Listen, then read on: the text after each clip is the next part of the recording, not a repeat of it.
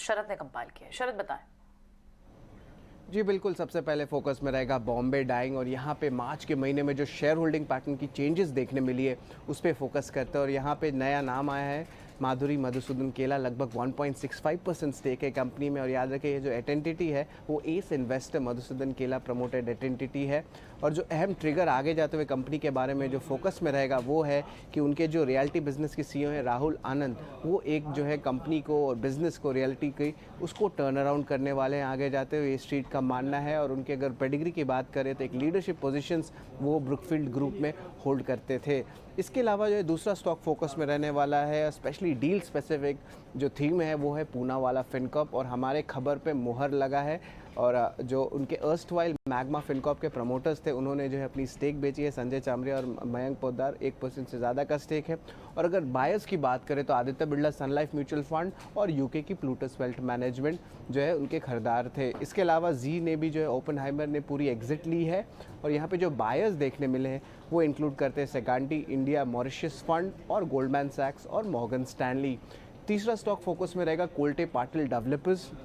और याद रखिए कंपनी ने लगभग 206 करोड़ रुपए की जो है एनसीडीज़ के ज़रिए जो है रेज़ की है ये कैपिटल, और ये किया है मारूबनी कॉर्पोरेशन से। अभी एक जापानीज़ इन्वेस्टमेंट व्हीकल है, तो इस स्टॉक को भी आप ज़रूर फोकस में रखिएगा। ओवरऑल ये जो फंडिंग हुई है जनरल कॉर्पोरेट पर्पस के लिए हुई है। और हाल ही में FY23 के अगर नंबर्स की बात करें उनकी सेल्स की, तो हाईएस्ट एवर देखने मिली है, लगभग 2200 करोड़ के ऊपर ये आंकड़ा सेल्स का आया है और 28% का ग्रोथ आया है। बिल्कुल शरद, आपका शुक्रिया त्रिमूर्ति सेगमेंट के शेयर्स हमारे बीच रखने के लिए। तो पूना वाला फिनकॉर्प, पीटी नाउ स्वदेश की खबर पर मोहर लगी, रियल एस्टेट पर लगातार फोकस है, कोल्टे पाटिल मैनेजमेंट से हमने बातचीत भी की थी, और बॉम्बे डाइंग, ये सबसे इंटरेस्टिंग खबर इस वक्त लिस्ट में नजर आ रही है।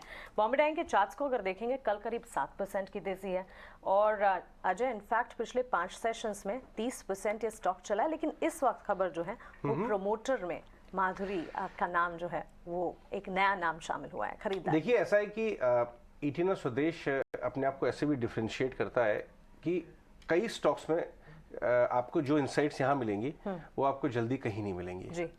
और बॉम्बे डाइंग में आप तो, या कोई भी व्यूअर इस बात को सुन के एक्साइट हो रहा होगा कि मधु केला जी का नाम आ गया है, 30% स्टॉक चला भी है पिछले 7 दिन में, लेकिन कहानी इसमें से बड़ी डेवलप हो रही है।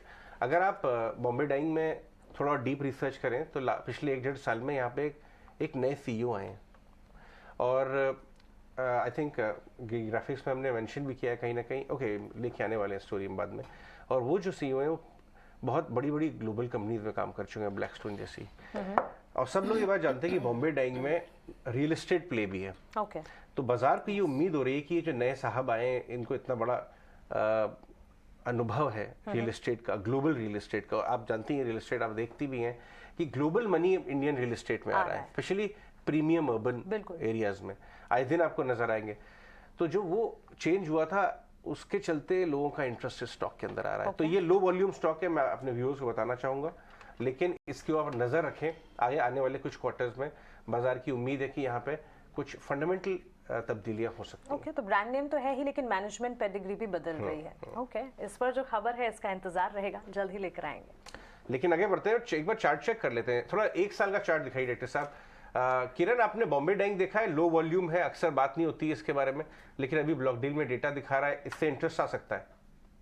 सो ओवरऑल बॉम्बे डाइंग की अगर हम बात करें तो प्रीवियसली हमने देखा था कि 80-85 का एक रेजिस्टेंस जोन था। जैसे ही वो रेजिस्टेंस को क्रॉस किया, मार्केट में 140 तक के हाईज बनाए थे ड्यूरिंग मई 2022। अब वहां से जो जिस तरह के करेक्शंस आ रहे, एक स्टीप करेक्शंस था, लोअर बॉटम हमने देखा 52-54 के आसपास। वहां से अगर आप देखोगे तो कंटिन्यूअसली स्टॉक एक अप ट्रेंड के अंदर ट्रेड कर रहा है, अपनी सभी इंपॉर्टेंट मूविंग एवरेजेस को भी क्रॉस कर दिया है। और डेली चार्ट के ऊपर जो एक गैप रेजिस्टेंस था वापस 83-85 का, उसके ऊपर सस्टेन किया गया है। अब डेली के ऊपर जिस तरह से उसने रिसेंटली ये अपमूव दिखाया है, उसके कारण मोमेंटम इंडिकेटर डेफिनेटली एक ओवरबॉट जोन के अंदर है। सो जिनके पास पोजीशन है वो होल्ड रख सकते हैं 74 का स्टॉप रख के। लेकिन अगर किसी को नया लेना है तो मेरे हिसाब से थोड़ा वेट एंड वॉच कीजिए। कोई भी गिरावट आती है नीचे में 77-78 के आसपास, तो वहां पे आप लॉन्ग कीजिए, स्टॉप लॉस 74 ही रहेगा। अगर नीचे में 74 होल्ड रखता है तो चांसेस है हम इसमें एक अच्छा खासा अपमूव 100 रुपीज के लेवल तक देख सकते हैं। So daily chart looking very good, एक फॉलिंग ट्रेंड लाइन ब्रेकआउट है और साथ ही साथ अपनी सभी इंपॉर्टेंट मूविंग एवरेजेस के ऊपर ट्रेड कर रहा है। तो 74 का स्टॉप लॉस ध्यान में रख के बाय ऑन डिप्स कर सकते हैं बॉम्बे डाइंग के अंदर। ये तो हो गया बॉम्बे डाइंग के बातचीत। हम और डिटेल में इसके बारे में बात करेंगे